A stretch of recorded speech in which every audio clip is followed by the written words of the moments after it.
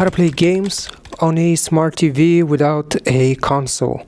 So if your TV is a smart TV, then you will have some pre-installed apps on it.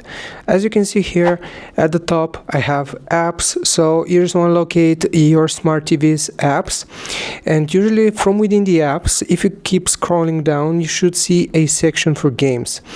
As you can see, I have a few different games here which are already installed.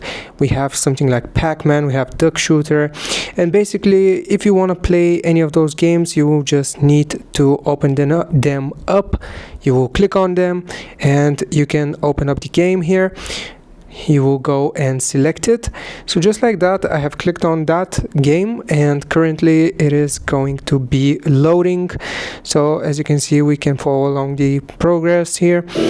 So just like that, I can click on the OK button, and now I have successfully launched this game, and it's gonna explain how you can play.